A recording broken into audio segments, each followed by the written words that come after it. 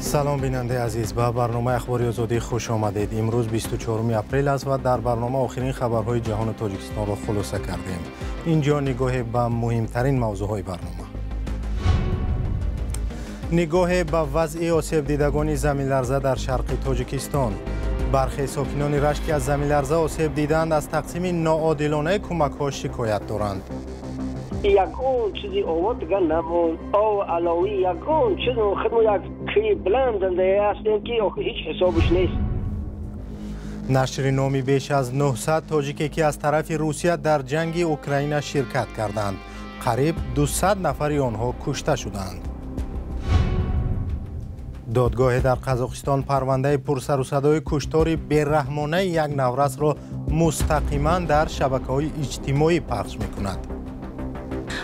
من زوری کردم که پسرم را نرسید. وای بچه من است. در جواب افضل تهدید کرد که دهانت را پوش وگرنه تو رو هم میکشم. برنامه را با نگاه به وضع ساکنان رشت آغاز میکنیم که در زمین لرزه روز 13 اپریل آسیب جدی دیدند. مقامات تاجیکستان از فرستادن چوب و سمنت و آرد و روغن و مسائل دیگر به ضرردیدگان زمین لرزه در منطقه رشت خبر میدهند، ولی بعضی از ساکنان میگویند که یگان کمک نگرفتند. با گفته بعضی از ضرردیدگان مراجعتشان برای دریافت کمک بی‌نتیجه بود. مقامات چی میگویند؟ مولا رجب یوسفی تفصیلاتی بیشتر دارد. نه بنیم و نه یگان آشخونم و نه مقصد آقلم و یگان چیز مو آواد نمونده. همون که در تاری سرمون نمیباره همیقه یگان چیزی آواد دیگه نمون او علاوی یگان چیز خدمو یک کری بلندنده هستیم که هیچ حسابش نیست. این مراجعت قمرالدین عادلوف ساکن 64 ساله دهه هزار چشمه ناحیه رشت است. میگوید که در زمین لرزه روز 13 اپریل بجز 2 خانه دیگر بناهای یاری رسان حولیش ویران شدند. از مقامات کمک نگرفته است.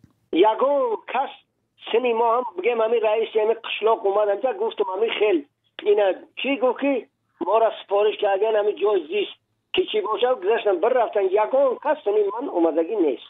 مقامات شکایت این ساکن منطقه رشت را رد میکنند. عادل قمرالدین خونه شد سطفویزه یاردمش که اگر قسمان گذشتگیه قسمان وای میکنن یاردم میکنن تخته و شفی را همه چی میتن با کمک های اینایی خروکه و مواد مولیوی با دستگیریش میکنن. لیکن ما در یک مدت کوتاه این را به همه نمیرسیم که نوبت قطعی میرسه و یکون پرابلم نیست. قمرالدین عادلوف به گفته خودش کم بضاعت است و با همسر و 3 فرزند نابالغش زندگی سختی دارد. روز 13 اپریل زمین لرزه منطقه رشت، شهر دوشنبه و چند گوشه دیگری تاجیکستان را تکان داد. بر اثر این آفت طبیعی یک نورس 3 ساله در ناحیه رشت جان باخته، 16 کس دیگر مجروح شدند. طبق اطلاع رسمی در پی زمین جنبی 10 خانه و چند مکتب و بیمارستان هم ضرر دیدند. مقامات اعلام کردند که برای برطرف کردن عاقبت‌های زمین لرزه ستاد تشکیل شده است. رسانه‌های دولتی از ارسال صدها تانه کمک به ساکنان ضرر دیده منطقه رشت گزارش می‌دهند، اما بعضی از ضرر دیده‌ها می‌گویند که با گذشت 11 روز از حادثه تا حال هیچ یاری دریافت نکردند. مولا رجب یوسفی، رادیوی آزادی، دوشنبه. نام 931 زاده تاجیکستان که از ماه اپریل سال 2022 تا ماه ینور سال 2025 به طور قراردادی از طرف روسیه به ضد اوکراین جنگیدند اعلان شد. روی خط را زیستن می‌خواهم یک طرح دولتی اوکراین روز 23 اپریل نشر کرد. بر اساس این فهرست از 931 زاده تاجیکستان که از 18 تا 70 ساله هستند تا ماه ینور سال 2025 196 نفر کشته شدند. همکار ما این روی خط را دیدند و با نام‌ها شناس شدند. خلاصه را از کیومرث عطا می‌فهمیم که با ما در اینجاست. کیومرث، جستجوی خبرنگاران چی را نشان داد؟ سلام عبدالمومن و بیننده های عزیز. پیش از همه باید بگویم که رادیوی آزادی تاکنون درباره کشته شدن 10 زاده تاجیکستان در جنگ اوکراین و یا که مجبوری از کوچه و زندان به ارتش روسیه برده شدن آنها گزارش داده است و این فهرست نو که از طرف اوکراین رسانه‌ای شد درستی همین گزارش های ما را بار دیگر تصدیق می‌کند.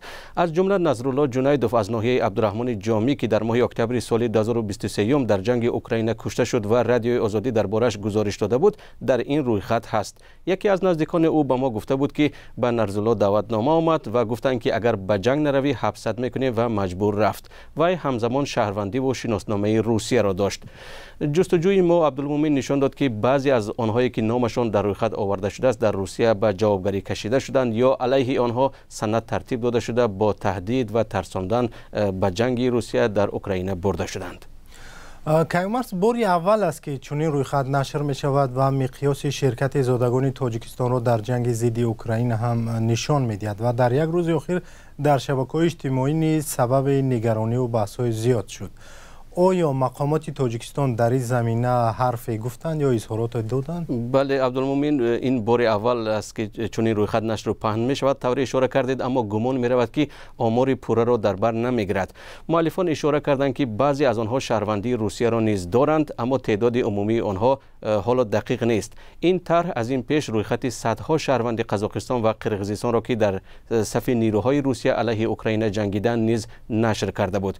مسئولان طرح روز 23 اپریل در بیانیه گفتند که تعداد شهروندان تاجیکستان که با ارتش روسیه قرارداد یا شرطنامه امضا کردند رکوردی است. آنها یکی از سببها را به مهاجرت زیاد تاجیکان در روسیه پیوند داده و گفتند که اکثر آنها طعمه آسان کمیساریات‌های حربی می‌گردند.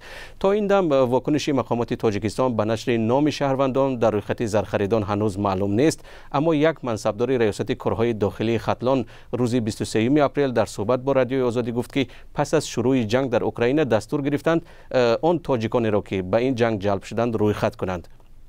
به قول او در این میان شخصانی هستند که دو شهروندی دارند و افراد دیگری که از زندان به این جنگ رفتند، ولی توجه آنها بیشتر به شخصانی بوده است که تنها شهروندی تاجیکستان را دارند. او گفت که از روی قانون شهروندان تاجیکستان که از جانب روسیه در اوکراین می جنگند باید به جوابگری کشیده شوند، ولی حالا بجز از رویخط و جمع آوری معلومات دربارهشان هیچ پرونده باز نشده است. سپاس کیومرس. بیننده های عزیز، معلومات بیشتر را درباره رویخط 931 زاده تاجیکستان که تا اول امسال از طرف روسیه به ضد اوکراین جنگیدند در وبسایت رادیو آزادی دسترس کنید. سلام، اگر خط و خبر می‌خواهید ما داریم. نوید بامدادی، سرخط خبرها، اخبار تاجیکستان و جهان، گزارش‌ها و تحلیل‌ها. چی می‌گذرد و چرا؟ دانستن فهمیدن است. ضمیمه یا اپ ما را بگیرید. یک افسر سابق میلیسا را در تاجیکستان بعد از 7 سال جستجو پیدا و بازداشت کردند. محمدالله ایدیف به مرگ طالبجان دوستوف ساکن ناحیه شهر توسی ولایت ختلان گمان زده است و از سال 2018 در کافتکاب بین المللی قرار داشت. ائتلاف ضد شکنجه در تاجیکستان روز 23 اپریل خبر داد که ایدیف 2 هفته پیش هنگام بازگشت از روسیه در فرودگاه بین المللی دوشنبه دستگیر شده در بازداشتگاه قرار دارد.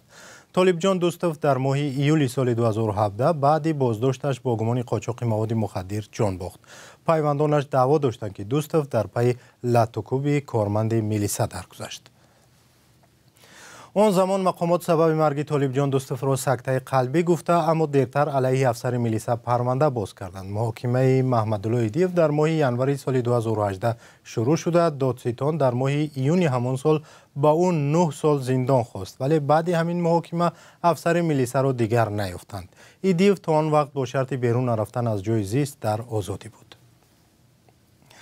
برنامه را با خبری از قزاقستان ادامه می‌دهیم. کشتار بی‌رحمانه نورس 16 ساله در یک دادگاه قزاقستان بررسی می شود. گمانبران قتل نورس میگویند این کار را نکردند، اما جزئیاتی از بی‌رحمی قاتلان که در مرافعه صدا داد همه را حیرت زده کرد. گزارش نستایش وریمیا را در این باره در تهیه میرزانبی خالقزاد ببینید. پخش زنده و برخط این مرافعه را در تالد قرغان همه قزاقستانی ها تماشا می کنند. در کرسی عیبداری 9 نفر نشسته است. بنا به فرضیه تفتیشات آنها در مغازه عائله شهرزاد زنازنی کردند. پدر و تقای شهرزاد را لطوکوب کرده، سپس نوبت به خودی او رسید. به گفته دادستانی نقش یکی از گمانبران در این جنایت بیشتر است. در کوچه‌ای که مغازه قرار دارد صدای 2 تیر شنیده شد. یک تیر به خانه روبروی آن رسید و دیگری به بینای دکانی محلی. شناوسی از کرد استفاده کرد که با خود آورده بود. با آن در پیش چشم مادر و بیبی شهرزاد او را زد. او به عضوهای حیاتاً مهم زده است. نورس خواست گریزد، اما پس از 50 متر از هوش رفت. محض همین ضربه سبب مرگ او شد. نورس با جسم آغوشته در خون در آغوش مادرش جان میداد، ولی حملگران با این اکتفا نکرده یکی شهرزاد را لطکوب میکرد و دیگری با دسته تپانچه به سر او چند ضربه زد. با شنیدن جزئیات کشتار بیرحمانه حال مادر و بیبی نورس در دادگاه بد شد. آنها را با ماشین یاری تجلی بردند، ولی در مرافعه نوبتی مادر شهرزاد حاضر شد و بیانات داد. من زوری کردم که پسرم را نرسید و بچه من است. در جواب افضل تهدید کرد که دهانت را پوش وگرنه تو را هم میکشم. من از دختران خواهش کردم پزشکان و پلیس را دعوت کنند، ولی آنها حتی از جای نجنبیدند. من دیدم که به شهرزاد 7-8 نفر حمله کردند و به عقب رفت و سپس افتید. وقتی خونروی را دیدم فهمیدم که او را با کرد زدند. با وجود آشکار بودن مرافعه دادگاهی، دادرس از شرکتداران آن خواست با خبرنگاران صحبت نکنند. وی گفت نشر مقاله در رسانه ها با صحبت نزدیکان نورسان می تواند چون فشار به دادگاه ارزیابی شود. وکیل دفاع خانواده شهرزاد این درخواست را ناجا می داند چون کشتار در تالگر واکنش زیادی را به میان آورده است. همه شرکتداران این مرافعه از الماتا آمدند. من اینجا یگان نفر از تلدی قرغان را نمی بینم. میگویند از تمامی وسایل فنی دادگاه عالی استفاده شده است، مثلا پخش مستقیم. شاید برای آنها انتقال دستگاه ها به جای دیگر مشکل است. نمیدونم پشت این قرار چی میستد، ولی دادگاه باید آن را اساسنا کند. ما طلب داریم که پرونده در دادگاه ناحیه قرصای منطقه الماتا گذرانده شود. آنجا قضیه های پرسر و صدا هم بررسی شدند. وکیلان دفاع گمانبران هم به تغییر مکان برگزاری بحث دادگاهی پافشاری دارند. این درخواست را دادرس ارژن جان اوزاقوف رد کرده سخن را به ایبار شونده ها داد. آنها با یک آواز میگویند در مرگ شهرزاد پولاد گناهکار نیستند. کشتار پرسر و صدا در تالگر اکتبر سال گذشته رخ داد. زنازنی گروهی جوانان را که با کشتار انجام یافت به دسته محلی خوتورسک ربط دادند. برنامه را با گزارشی از وضع زن و مرد ادامه میدیم که ماها باز برای قانونی کردن کودک همچون فرزندخوان تلاش دارند. معمولا برای فرزندخوانی در تاجیکستان دهها سند و حجت لازم می شود. بسیاری ها بر این نظرند که در تاجیکستان در این راه طلب‌های گذاشته شده است که فرزندخوانی را در اکثر حالت ناممکن کرده است. همکارم محمود جان رحمتزاده از مشکل یک خانواده در این سمت گزارش کرده است. احمد جان 1 ساله است و قدم‌های اولین خود را می‌گذارد. عبدولی دولتوف و همسرش مقدس او را 8 ماه پیش به فرزندخوانی گرفته‌اند. آنها به همدیگر عادت کرده‌اند، اما یک مشکل باقی مانده است. والدین نو نمی‌توانند که به احمد جان نسب خود را بدهند. دادگاه ناحیه وسه 2 دفعه قرار برآورد، اما آن را ناعادلانه می‌شمارند. گفتند که حجت خانه تخ پاسپورت خانه ندارین، سپراوکای مزد معاش ندارین، حالا که در درون عریضه ما همین سپراوکای مزد معاش جایگیر کرده شدگی بود. بعد ما در بین 1 هفته تخ پاسپورت خانه را تیار کرده از سر نو عریضه دوباره سپاریدیم. عبدولی از دهه در نیچی ناحیه وسه معیوبی گروهی یکم است. 487 سامانی نفقه معیوبی میگیرد و با بند و بست نوارهای توی مردم در ماه تا 3000 سامانی دیگر به دست می آورد. همسرش میگوید توانایی آنها برای نگهبانی احمد جان کافی است. میرسه شگرانه اختاوه میرسه. همین 1 ساله شدک فرزندم خشونیکاشون داریم. این خانه و در را عبدولی دولتوف بنیاد کرده است. او میگوید مسئولان دادگاه این را به نظر نگرفتند. بارها رفتیم به در سود، اما یک بار نشد که ما قوه سودیه یکم بار صحبت کنیم. اما این تنها مشکل عبدولی دولتوف در ناحیه وسه نیست. در گذشته دادگاه‌های تاجیکستان 10 مراجعت را برای فرزندخوانی کودکان رد کرده اند و آن هم به دلیل امکانات محدودی مالی. حالا عبدولی می‌خواهد قرار دادگاه ناحیه وسه بازبینی شود و به دستگاه اجرایی پرزیدنت هم نامه نوشته است. تا حل شدن قضیه احمد جان حق ندارد نام و نسب عبدولی دولتوف را گیرد. سپاس که ما را همراهی نمودید. خبرهای نو با عکس و ویدیو در صفحه‌های رادیو آزادی در فیسبوک، اینستاگرام، ایکس و تلگرام، یوتیوب و تیک تاک نشر می‌شوند. تا برنامه‌های دیگر خدا نگهدار.